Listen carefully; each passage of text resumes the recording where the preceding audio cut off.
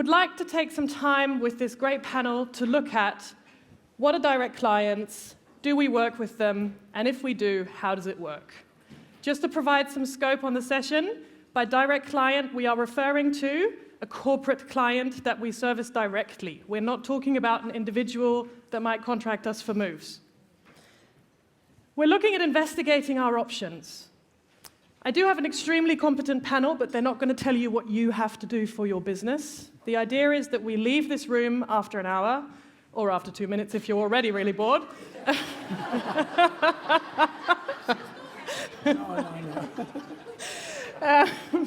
To get some inspiration on what diversification we can do within our business.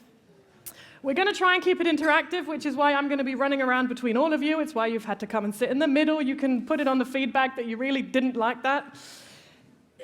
And we would love to take questions in between of the session that we're going to run. But to start off, I'd like to give all of my great panel a moment to introduce themselves. And if in introducing yourselves, you could please give us some clarity on if you are working with direct clients and your split. Dana. Hello, everyone. Thank you for attending. My name is Dana Pig. I am from Czech Republic, founded Relocation in 2008, so next month it will be 15 years. We are doing relocation and immigration. I started the company based on a bad experience myself because I'm a foreigner for 23 years now. I'm originally from Israel. Just wanted to make sure other people will go through a different process than I did because it was quite frustrating, let's say.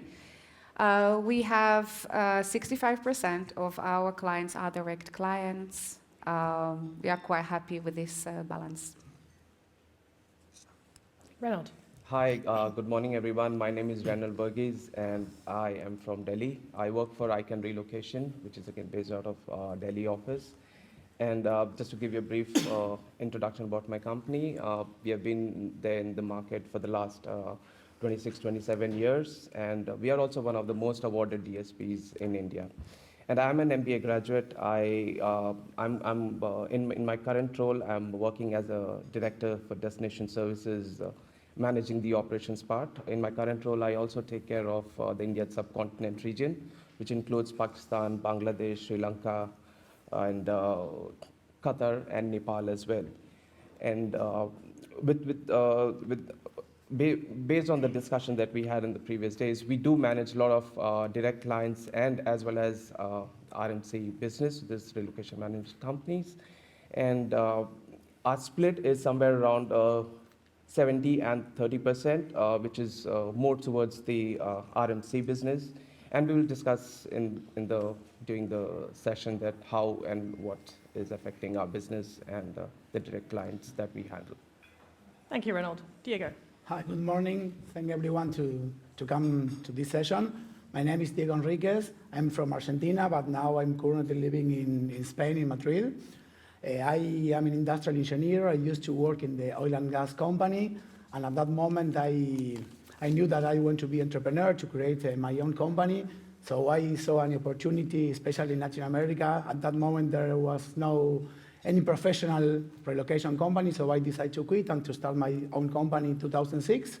So at the beginning, we start providing destination services, then we had immigration and then corporate housing, and we are operating in Argentina, Uruguay, Colombia, Paraguay, and Ecuador. Well, regarding the topic that we are here, in terms of the split of the volume, we have at this moment 55% of our revenue came from direct clients, at 44 from different RMCs, but because all the economical situation in Latin America, the inflation, the exchange rate, the 60% of the volume come from RMC, from direct clients, and 35%, because it's not easy to compare each year. Various depend. The prices of the services that you sell is very stabilized in the in the RMCs, but the fluctuation is very huge when we sell to direct clients because the fluctuation of the currency in each of the countries that we operate. Thank you. Brian. Good morning, everyone. My name is Brian Kelly. I'm one of the owners of Corporate Care Relocation based here in Ireland. So you're all very welcome to Dublin. I hope you're enjoying your visit here. The easiest conference I ever had to get to. It's very simple. So we offer immigration and relocation services here in the Irish market. We've also recently acquired Accent Relocation in the UK, but I'll keep my comments to the Irish market, which I know best. We work with all of the RMCs, I'm glad to say, and as a result that makes up about 70% of our business, but 30%, and a very important 30%, is with direct clients. And that was particularly true during the COVID period, where we really relied a lot on our direct clients, which is a little more stable as a business for us. There are reasons why we will always be predominantly RMC oriented, and that's because of the structure of the market, but we might get to speak about that a little bit later. But the direct clients, there's a lot of benefits of working with them, and let's talk about that through the next hour. Thank you. To get a little bit of a gauge of who we have in the room here, could you just raise your hand if you are currently already engaging with corporate clients, direct corporate clients? Well, this is great. You have nothing to learn. What are you doing here? Sorry, guys, they might all run off. In our preparation meetings, we spent a lot of time investigating the differences of saturated markets, geographical differences that we had. So I'd like to start with the European perspective. Dana, maybe you can start us off there. What are your clear-cut advantages of working with direct clients? I will say probably the first thing come to my mind is working in a personal connection, which is very important. I mean, these days everything works virtually and it works. However, if we have a chance to connect with an HR, decision makers directly, we can meet them regularly. We can, send them flowers when they get married or when they are leaving. So it's just this relationship can create eventually a lot of advantage later. First, when you want to increase the price, for example, there is kind of like, it's just not, that's the price list. Let's continue further or not. Also, when we have an escalation, it's very easy just to give a call. There are not processes. There are not, bureaucracy for that. You give a call, you find the solutions together. Price-wise, of course, we can increase the price more easily, even year to year, mainly now when we have inflation, rather than when you work with an RMC that might be more complicated, or there is a price that is set for a certain period and you cannot really touch it. So I would say that's probably the main advantages that you have. Diego, do you have something to add to that? Yes, in our case, one big advantage is that we can sell to the corporate clients all the services that we provide, because they try to centralize destination services, immigration, and corporate housing in only one provider. So this is a very good in terms of selling the services.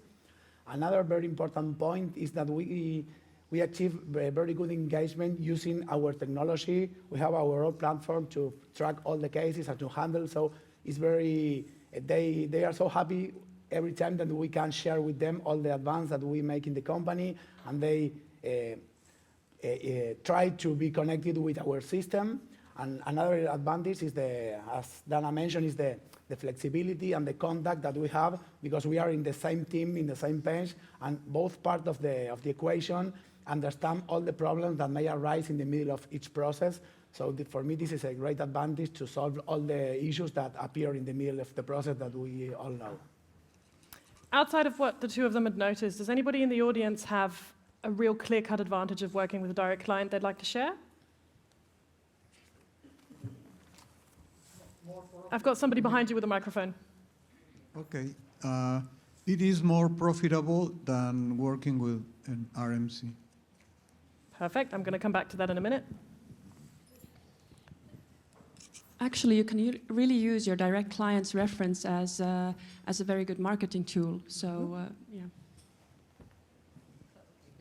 Right in a row. See, it's always like this. Somebody has to start, and then everybody wants in. Just linked into our session yesterday on managing expectations with clients, it cuts out, the number of people and stakeholders involved.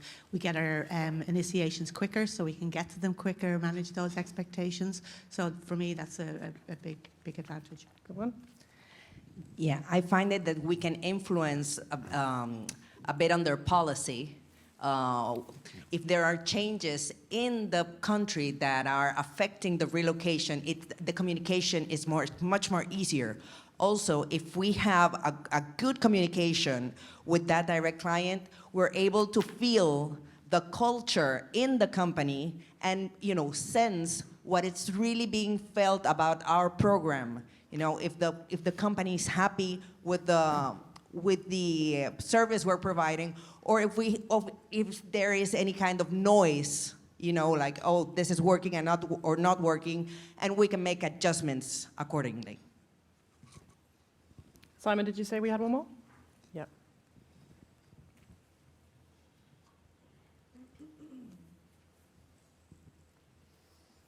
He'll get there. Hi. Yeah, I just wanted to say that the communication goes much faster, which is very important these days in a real estate market, which is very difficult. We need to be extremely fast. So I think that's definitely a big advantage. Thank you for that. So based on the input that all of you have just provided, the overarching theme, of course, is the fact that we have more control. And it's very odd for a German to say this, but of course, control is something that is very good when we work with our direct relationships. We do, however, and we came across this a lot in the preparation, have also quite clear disadvantages. And I must admit, I was not aware that they were so geographically influenced. So, Reynold, what are your disadvantages in working with direct clients? Yeah, for specifically for our India location, we have been struggling to get direct clients on our board for various reasons. One is our market is very unstructured. When I say unstructured, there are a lot of local real estate agents who try to act as a destination service provider, and their rates are so low that probably, as a destination service provider, we are unable to match the rates. And then, secondly, the role of the local admin head and the local procurement team that we have to deal with. It's a day in and out, so the whole sole purpose of a local admin team is to get down, to cut the prices as much as possible. We have been struggling to show the quality of work that we provide, but irrespective of that, L1 is what they prefer. So these are one of the two glaring factors which stops us moving towards the direct clients. Though, nevertheless, we have few legacy accounts with us, direct clients with whom we have been working for 4 or 5 years, and they know the quality of service we provide. And probably since they have been working with us for so long, they prefer working with us.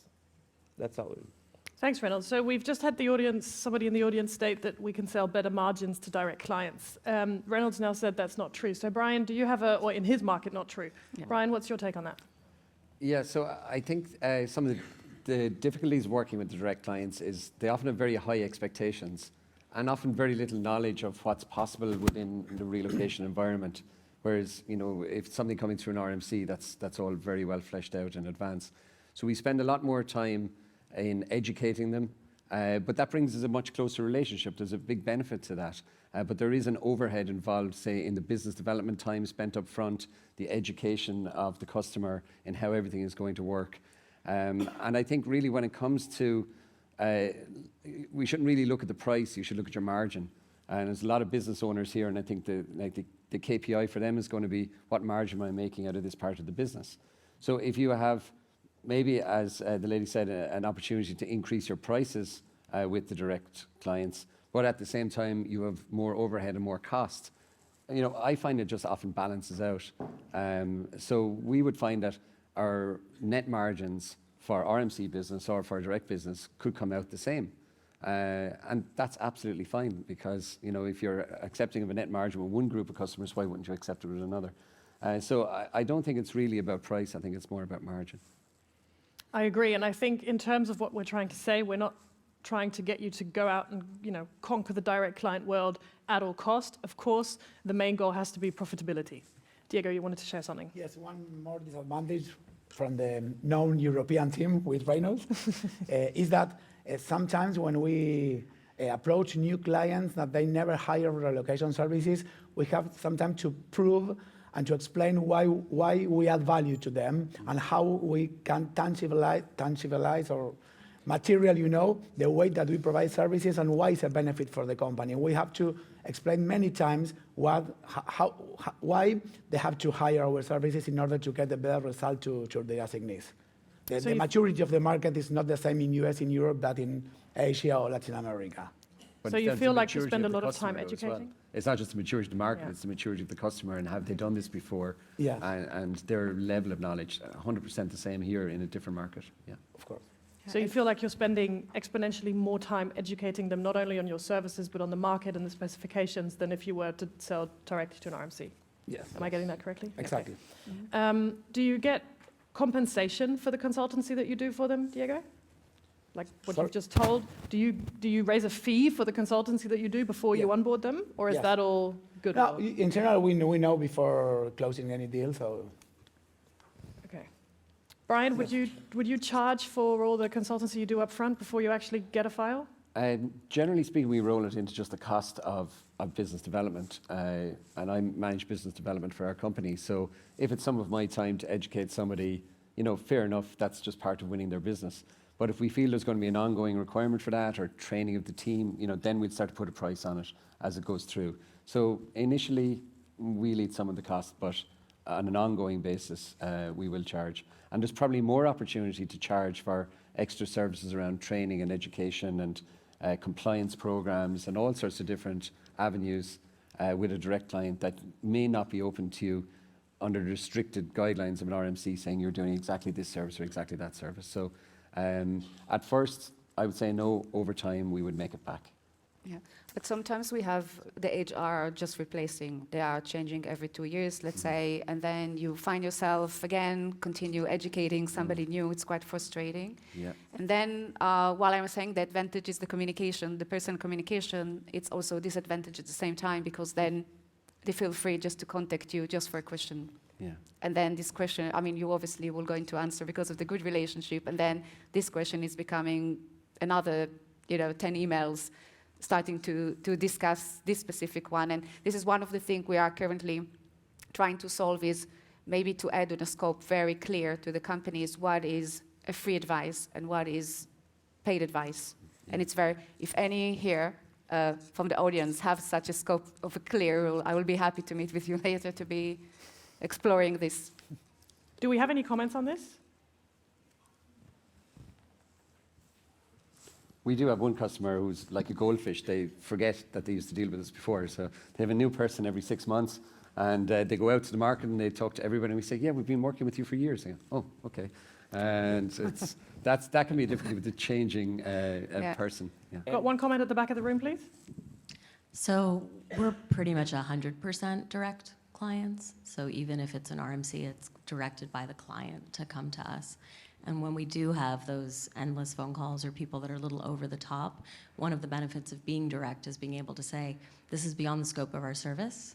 And then sometimes we offer a different avenue forward. So for example, we had a woman who was maybe a little high maintenance. I don't know if any of you have clients like that, but sometimes they're just very high expectations, particularly some of the younger ones.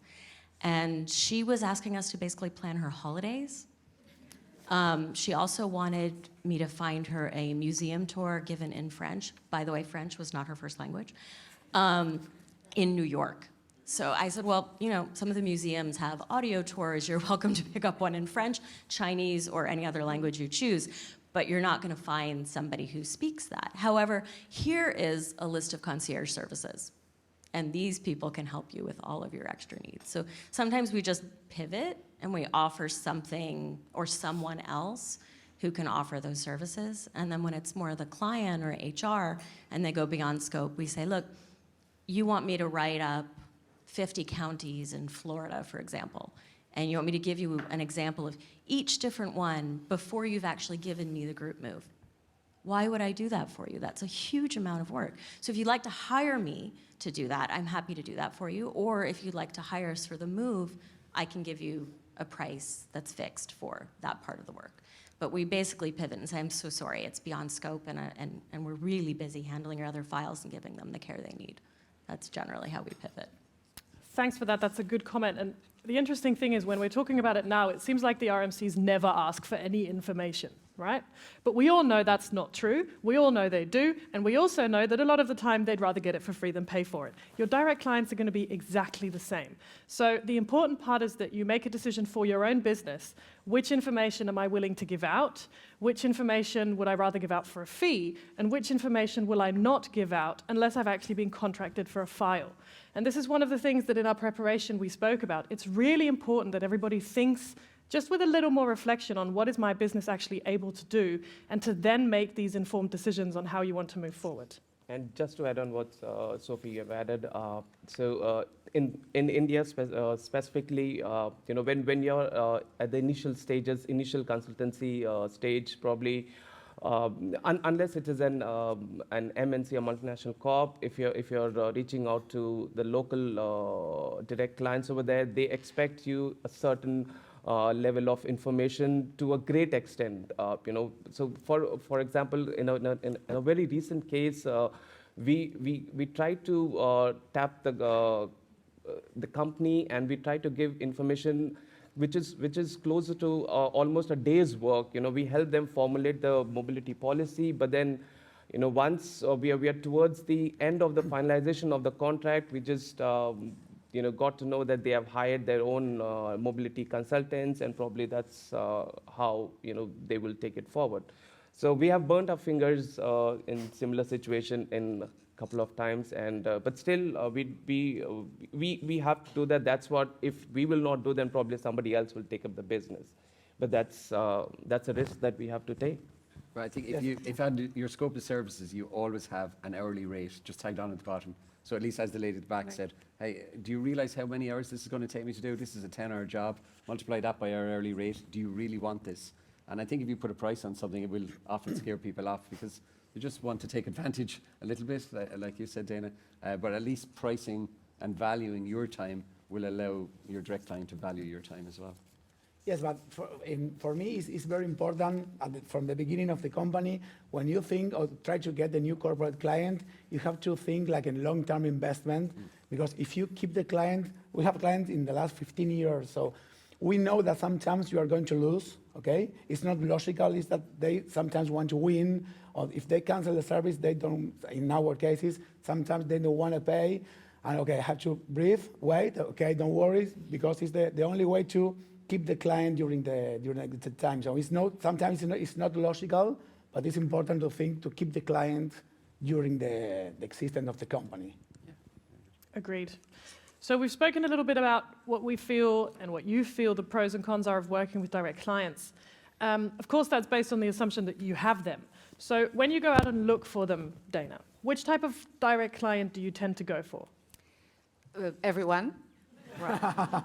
So, I mean, our door is open. Basically, if they come, knock our door, we are very happy to serve them, as long as they are willing to pay the fees properly. But we probably more focus on an IT and startup. Czech Republic was been announced to be a great country for opportunities at the moment. So there are a lot of them there. They are starting with 1 person, 2 person, then 10, and then in a year time they can get to 100 or 200, and growing from there. And because there are not a lot of talents, unfortunately, skilled people, experienced people on IT in the Czech Republic, they are bringing them often from abroad. And as other European countries, there might be good candidates there.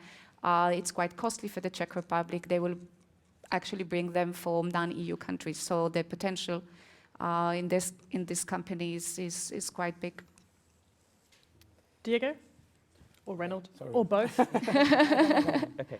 So we again target the IT companies a lot, because they are more process oriented. It is easier, that there's a proper structure, and it is and we can expect a certain kind of agreement, and as in there'll be timely payments, there'll be expectations will be set, the scope of services, unlike the local direct clients whom we try to work with. Then again, the volumes are higher probably, which again helps us to generate revenue better. And then we have also noticed that in certain situations, we have managed to get clients which may not have a lot of volumes, but they have a good number of expats moving in and out. So those as well we try to target a lot. On the other way, we target all the companies that sell products. In Latin America, specifically, the companies that in general provide services, they are more like, they don't want to hire more services because they try to solve internally.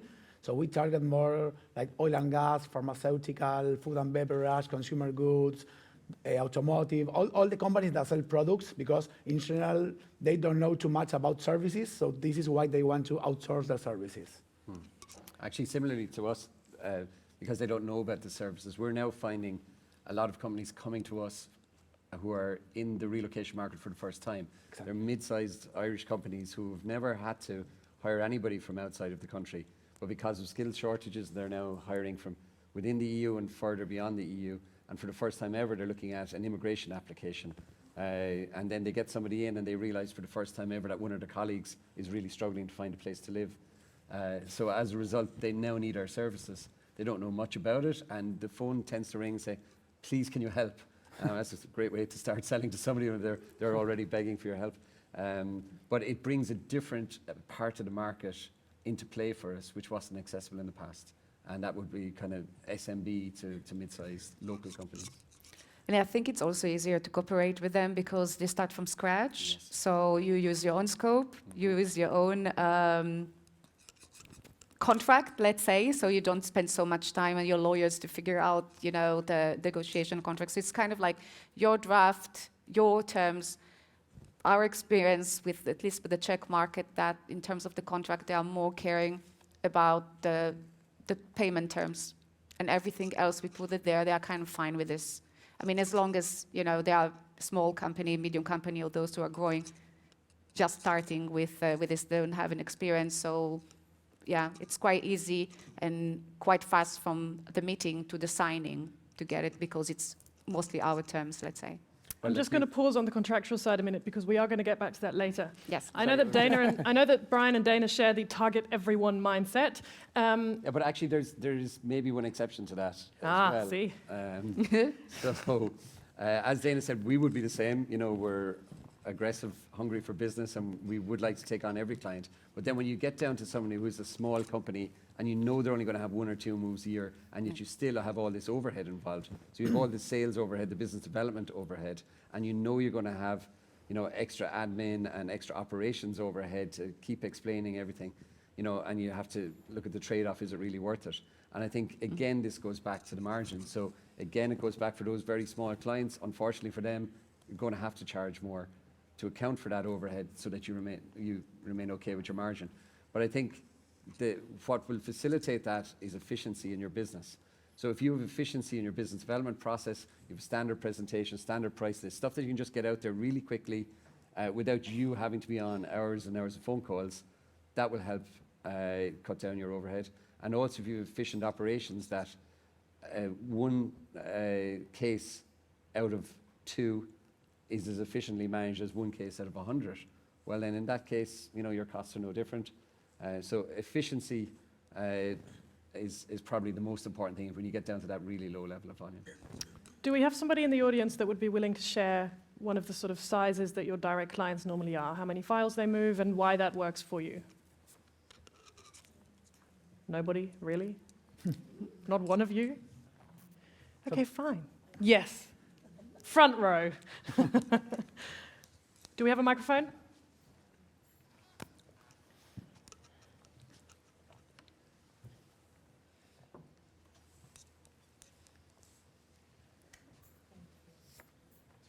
Hi. Sorry about my voice. Yeah. So, yeah, I have probably 70% of direct clients. Going back to Dana, most of those are IT companies. One of the things that I see, it's volume increase. So we have one company that gives us around 300 files, and they're not cheap files. We do immigration and relocation for them. Massive turnover of the people that they hire because they're lower paying jobs, like junior IT people that are coming for a year or two and then they go back. So for us, it's ongoing business. But additionally, what I see in the selling process with IT companies is that the process of selling is a lot quicker than with bigger companies. Right. Like consumer products, they go out of an RFP and it could be a 6-month process. Whereas IT companies, their needs are today, now. So you go meet them, you go close a file with them within a month or so, like that. Sorry, guys, we didn't know about the sound effects. I like to keep it spicy. Love how the front row thought that was really funny and everybody else is like, that was bad. Just go for it. Then, now, okay, thank you. Now, one thing that when we go to a meeting with a new potential customer, when we receive like the question, okay, we are going to receive a new CEO and we want to hire, it's like they are going to hire only one service to the CEO. We know that this is not a potential good client because they are trying to cover because the new CEO only, but they are not going to hire for the rest of the team that they are going to receive. All right. It is We've possible. got people running out on all sides of the room to check on the noise, so bear with us. Dana. Yeah, we just actually received a tip from a few weeks ago from a partner from Poland that in such cases you just put in your price list a VIP, right? Even if a client which is not considered, let's say, executive level, some low management and so on, being so intense with questions and calling, then it's easy, just to come and say, I can see that this, your employee is a VIP level from the communication. Will you agree with the VIP extra charge, or shall we go to the scope and then kind of a hint to the HR, can you just put this person a little bit down with the expectation of the communication level, yeah?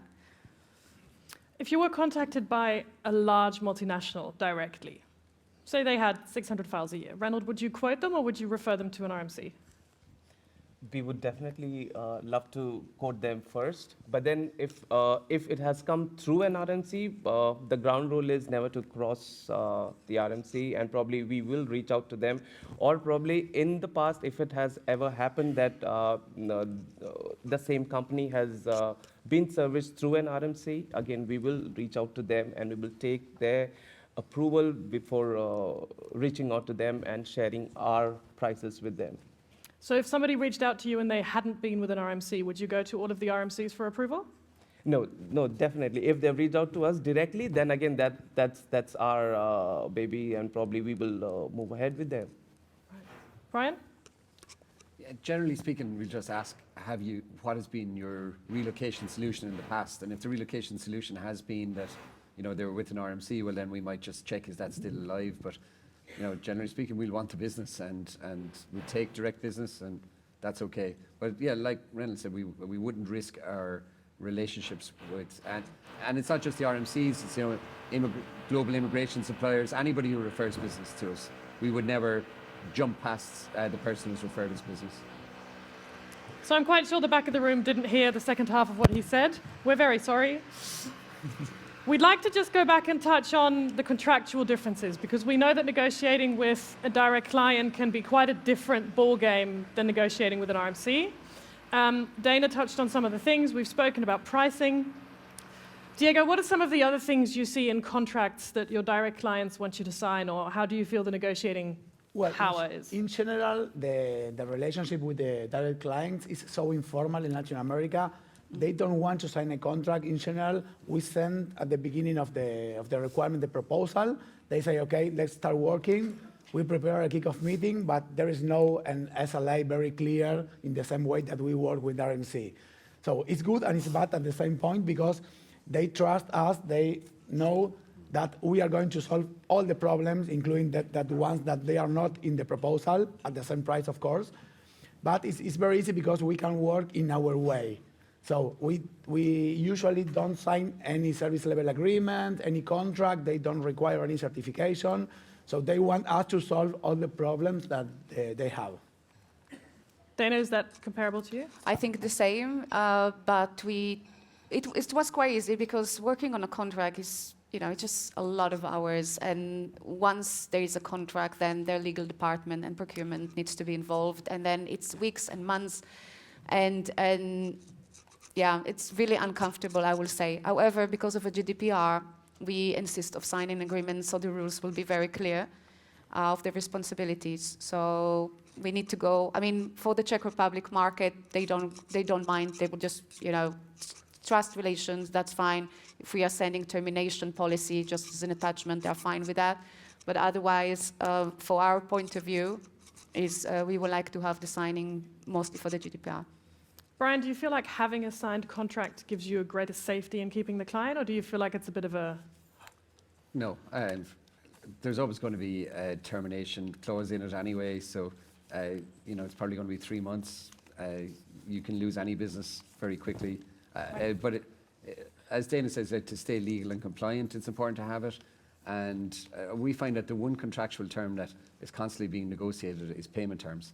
It's like if you get a contract, it could be 60 pages long, and the one number in the whole thing that I can do anything about is, sorry, that payment term needs to change. And I think with the direct clients, we usually have a better chance of having a realistic payment terms of something like 30 days, because in a lot of cases we're adding extra services, maybe expense management, and they know we're acting as a bank for them up front, something that they couldn't do themselves, and they appreciate that, and as a result, they'll maybe take their standard 60 days down to 30, whereas that's a particularly difficult contractual term to negotiate, maybe with an RMC or a very large multinational. They'll just have an international standard. So when we talk about payment terms, and maybe in the meantime, Simon, we had a question up front. Could we have a microphone here, please? Reynold, how does payment terms reflect in your market, RMC versus direct? Yeah, that's... Be honest. Yeah, so direct clients, like I mentioned initially, we have been struggling, even though we have contracts in place, even though we have SLAs, and even though we get purchase order from them, and it states that you have to make the payment within 30 days of completion of the service. We have to follow up with them for weeks and weeks. So there are always few exceptions to it, but majority of the cases, what we have seen is they are not willing to easily pay off the money. I don't know for whatsoever reason, but the delays are obviously there. But then if we compare to RMCs, our payment cycle is very clear. We get timely payments. All the process are structured. Even if there is some information that is missing on the invoice, they immediately send out an email, say, this invoice was missing, this invoice had an issue. But that's not the case with direct clients. They always, even if there is some error in the, be it invoice or be it the naming, so, they will not point it out. And then suddenly, after a month or so, if you follow up with them, they wake up and say, oh, you had missed out this information. Oh, there's something has happened. But we have a lot of challenges in receiving and tracking payments from them. We have to at least use one resource specifically to do all the collections at times, ensuring that, our revenues are in the flow. So in case anybody's missed, we put Reynold on here to tell you why not to work with direct clients. The other ones are to tell you why do that. Is there anybody in the room that has a similar experience in terms of it's quite difficult to get your money from direct clients, the contractual stuff is difficult? We've got one comment. My comment will actually go towards Brian and what Reynold was saying. What I can see, I'm from the service apartment side, so probably in the accommodation side it would be easier for them to relate it to the travel model. So we get a lot of credit card payments when come direct clients. So sometimes on that case, contracts that not really needed because they prepay the services. So we don't need to go through all the legal processes with them because they prepay, they use the service, and everything is fine. Contract is normally mandatory when payment terms come into play on that negotiation, and that's exactly what Brian said, is one clause there that's related really to us, because normally the contracts not really relate to our services. It's a very, very general contracts about all type of services, indirect or direct to their business. Is not really related to the global mobility or temporary housing sector. It's all about the payment terms itself. But we can see in our industry, the credit cards play a big part and facilitates the process doing business with direct clients. Thank you for that. The, That's the really less experienced they are with global mobility, the less likely they are to have relevant terms. So it'll be your standard supplier contract Yeah. in most cases with the direct client. Yeah. One comment on this side? Yeah, I just wanted to add that when working with direct clients, as you all mentioned, some of the relations can be a bit informal. So you might be getting initiations that by the time you are invoicing them, oh no, this is not supposed to be invoiced to this account. It's supposed to be to other account. Oh, but you know what? You're not created as a provider for that entity. So you have to start a process of being created in that other entity. And if your payment terms were 30 days, you could go up to 90 or to 180 days just going through the motion of the company. So, that's one of the disadvantages of working with direct clients and having sort of an informal relationship with them. Yeah, but we try to get, that's one of the setup things, is to get on their vendor list and get the qualifications done before you ever start any casework, so you don't end up having long payment terms. Yeah. Got a comment on the comment? So just to go back to the comment, we get that even through RMCs, because sometimes we do the business for the RMCs, but we need actually to invoice the direct client. So even though the business is not coming direct, we need to go through all the validation vetting process just to get our invoice paid when it comes direct, because it's just a repass in terms of services. So sometimes, yeah, by the time you are done the process, it's kind of, okay, I'm a direct vendor. So so let's actually discuss another point. But then comes the relationship, as Reynold was putting there. So we are not passing through the partnership that you have with the RMCs, but it's actually you founding that business to their direct client. So it's a trick piece of that relationship there. Surely payment terms of 180 days are a really bad idea, no matter the client. Surely that can't be anything that any of us strive to have. Diego? Yes. One more thing, to be fair with one or two clients, especially in Argentina, if you don't claim for the payments, no one is going to pay. So you can't wait. It's sadly true, but you can't wait to the payment, to the collection. So you have to put only one person to claim all the payments that we have to receive. Of course, at the beginning of the company, you didn't think that, but it's true. So now it's part of the process, the collections. And imagine the situation with inflation, with 5-6% per month. So each 30 days that they delay with the payment is a lot of money that we are losing. So it's very important to have a very clear and formal process to get all the collection from the clients. I think that, if I may interrupt, I think it's a very regional thing. My name is Kaushik. I'm from Human Interest in Sweden. I think it's quite regional, I think, these sort of problems, because in Sweden, for example, we have a 30-day payment policy. It's standard, almost regulated by law. Of course, we offer longer payment terms to RMCs, and some larger volume client, they try to have 60 days or 45 days. But I think it's a very regional thing. But at the same time, I think I agree with what you're saying, that RMCs provide better possibility to invoice properly. With direct clients, you have to sometimes go through certain extra steps to invoice. But at the same time, in Sweden at least, we get paid faster by direct clients. So I think it's a very regional thing, probably. Exactly. This is something that we also saw in the preparation, that we felt like the European side, it was quite much easier to come together in terms of contracts, SLAs, KPIs, pricing, payment terms, etc., to some of the other regions. Dana, you wanted to? Yeah. Yes, we also, like in Sweden, it's 30 days payment, maybe some, kind reminder to send. But how is it, at least in the Czech Republic, or our relationship with companies is that we are sending the invoice to the HR. The HR is checking it, and then if they approve it, it's either they are sending it themselves, and then if there is a delay, I'm actually contacting the HR and not any other accounting department, which I am just one of many. And then the HR very often very embarrassed by that. They always apologize and go immediately to check it. And if there is a problem with the name, problem with some service that maybe mistakenly is there, was not provided, or some disagreement, but it's quite fast. It doesn't go through a process through the accounting, so it makes the process quite fast. So we can say that we are paid quite well on time. Great. Be interesting to get some input on the audience on one of the other things we spoke about. Do you feel that when you sell to direct clients, you have an advantage if you hold some type of quality certification, be that ISO, be that whatever specific to your market, be it the quality seal? Anybody have anything to share on that? Simon over here.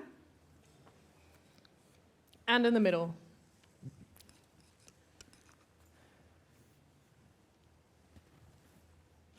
Going to keep answers to about 30 seconds, please. You saying that because you know me. I would say definitively yes. We find that the organisations we're dealing with in Australia, both globally and locally, especially responding to tenders, there's a mandatory requirement. So quality assurance, specifically now around corporate social responsibility, is a key element. And we have to report on that. Data security integration, it's mandatory. If you can't evidence those in a response for a tender, you're excluded. So quality is paramount, and especially now sustainability, environmental, and that's part, even now we have over 100 direct clients within our tier 1 category. And with those we do regular reviews, quarterly reviews, annual reviews, and we have to report on those to HR and to procurement in our meetings, formally and informally. So quality and all of those elements are huge for us. Thank you. Martina Meinhold, Management Mobility Consulting France. We observe that in our market, quality labels are more and more important. As you say, in some tenders, you are only invited if you have certain types of quality labels. And also labels related to zero commission. In France, we have one label related to zero commissions. In the past, a few years ago, we always told our potential clients, we do not take any commissions, but then they ask us, well, how can you prove it?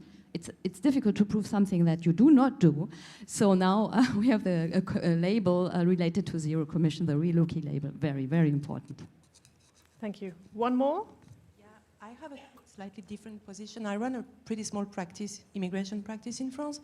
So like 95% of my clients are direct clients, and to them, like HR, they speak together, you know, so intuitive persona is really important, and the word of mouth plays a great role, so they don't really mind whether I do have a seal or whatever.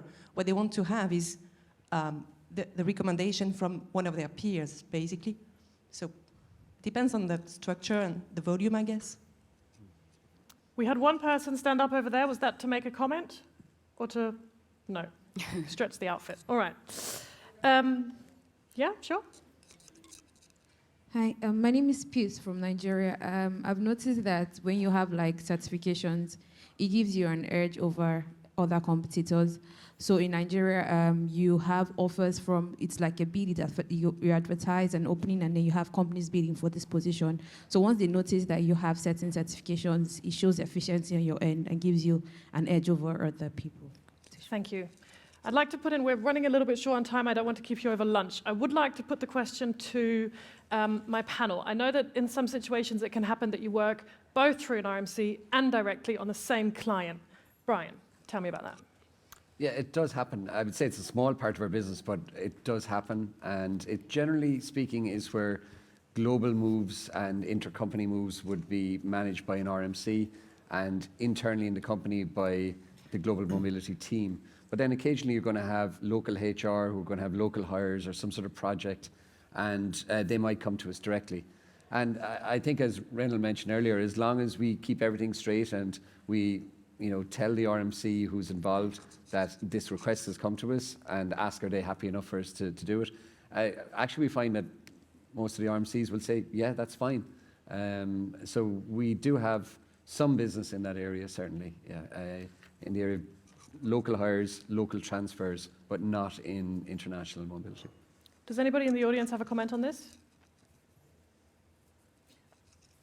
All right. Diego? Well, we have, it's a few part of the business, but we have the same situation. In our case, I think that the most important is to be 100% transparent with the RMC, with the client, but especially with the assignee, because sometimes they don't understand why the same case manager is handling immigration and destination services, but In, for example, in destination services, that is direct client, we have like more flexibility, but in immigration, we have to ask to another company if we can move with a different part of the process. So I think that communication is a key part in this part of the process when we share the client with an RMC. Thank you. Our idea behind this, and also Jura's idea in terms of why are we putting sessions like this together, is not to tell you to not work with the RMCs. Quite on the contrary, actually. But we would like to motivate everybody to just ignite that entrepreneurial spirit that a lot of us have, and a lot of you are entrepreneurs, to think about what do I need to do to diversify my portfolio? Which clients do I go after? What can I pitch well to? What should I maybe not? I know that we've got a couple people that go after everything, but maybe that's not the answer to everything. Maybe there's ideas of clients that you can go after. Maybe there's specific RMCs. Maybe there's certain markets that work well for you. So our intent in putting this together was really to sort of inspire you to look at what's right for my business, who am I, what am I good at, and then leverage that. Before I say thank you to my panel, I would like to encourage you to use the app for feedback. If you click on the session that was just today, you scroll to the bottom, you have two options. You can just rant about 300 words about how you didn't like the moderator, or you can put in the questions on the multiple choice. We would be very grateful. It's really important for us as the Euro board that we have the opportunity to evaluate the input and the content that we're putting out to you.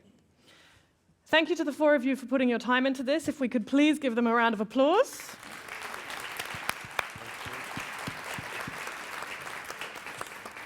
I know that an hour is not enough to cover all of the aspects on this, so I would encourage you to network, build connections, speak to the panel outside, find them at lunch, and we wish you a lovely afternoon. Thank you. Thank you very much. Thank you. Thank you.